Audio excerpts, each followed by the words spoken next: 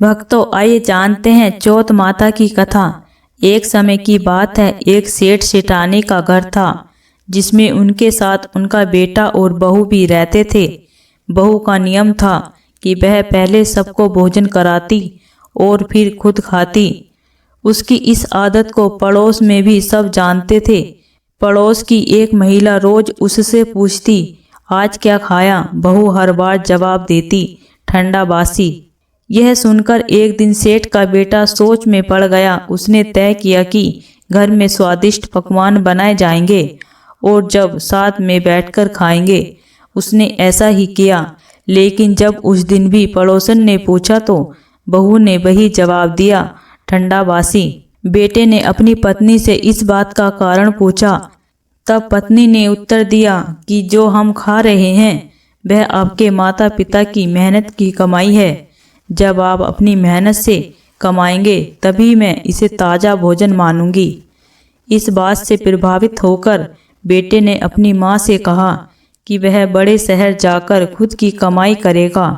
माँ ने समझाने की कोशिश की, घर में पर्याप्त धन है, लेकिन बेटे ने अपनी माँ पर जोर देते हुए कहा, जब तक मैं अपनी मेहनत से कमाया धन लेकर न लौटूं तब तक मैं संतुष्ट नहीं हो सकता।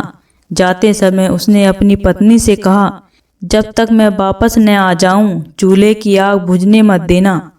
कुछ समय बाद घर में चूल्हे की आग बुझ गई। बहू को चिंता हुई कि कहीं यह कोई अशुभ संकेत तो नहीं। वह आग लेने पड़ोस में गई जहां पड़ोसन चौथ माता का व्रत कर रही थी। बहू ने पूछा, आप यह व्रत क्यों करती हैं? पड़ोसन ने बताया कि इस व्रत से धन धान्य और सुख समृद्धि की प्राप्ति होती है और मनोकामनाएं पूर्ण होती हैं। यह जानकर सेठ की बहू ने भी चौथ माता का व्रत करना शुरू कर दिया। उसने दीवार पर चौथ माता का चित्र बनाया और घी गुड़ चूरमा बनाकर चंद्रमा को अर्घ्य देकर व्रत पूरा किया। उसने पूरे विश्वास और श्रद्धा के साथ यह व्रत कई दिनों तक किया। चौथ माता की कृपा से उसके पति को एक दिन सपना आया। सपने में चौथ माता ने कहा, तेरी पत्नी तुझे बहुत याद कर रही है, यह घर लौट जा और दुकान खोलकर कंगू केसर का व्यापार शुरू कर, तेरा भाग्य खुल जाएगा। पति ने चौथ माता की बात मानी और उसने दुकान खोलकर मेहनत से धन कमाया। जब वह धन लेकर घर लौट रहा था तो रास्ते में एक विशाल नाग रास्ता रोककर खड़ा हो गया। नाग ने कहा, तेरी आयु पूरी हो गई, अब मैं तुझे डसूंगा। पति ने नाग से विनती की, मुझे एक बार घर जाकर अपनी पत्नी से मिलने दो, मैं लौट कर आऊँगा। नाग ने वचन लेकर उसे जाने दिया।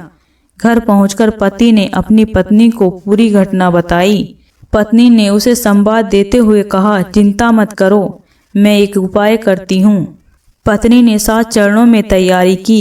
पहली जगह रेत डाली, दूसरी पर इत्र रखा, तीसरी पर गुलाल और फूल सजाए, चौथी पर कंगू केसर रखा, 5वीं पर मिठाइयाँ रखी, छठी जगह गद्दा बिछाया और 7वीं जगह दूध का कटोरा रखा। आधी रात को नाग आया और एक एक चरण पर रुकता हुआ आखिरकार कमरे तक पहुंचा। हर चरण पर वह आराम करता और कहता, वह मान सम्मान मिला पर मैं वचन निभाने आया हूँ। जब नाग 7वें चरण पर पहुंचा तो चौथ माता, गणेश जी और चंद्रमा जी ने सेठ के बेटे की रक्षा करने का निश्चय किया। चंद्रमा ने उजाला किया, चौथ माता ढाल बनकर खड़ी हो गई और गणेश जी ने तलवार से नाग का अंत कर दिया। सुबह जब सबने यह दृश्य देखा तो वह हैरान रह गए। मरा हुआ नाग पास में तलवार और ढाल देखकर सबने समझा कि यह चौथ माता की कृपा का परिणाम है। पति पत्नी ने चौथ माता का आभार व्यक्त किया और दोनों सह परिवार खुशी खुशी रहने लगे। हमारी कामना है कि जिस तरह चौथ माता ने सेठ की बहू की कामना पूरी की, वैसे ही वे श्रद्धा के साथ इस व्रत का पालन करने वाले सभी जातकों की मनोकामना पूर्ण करें।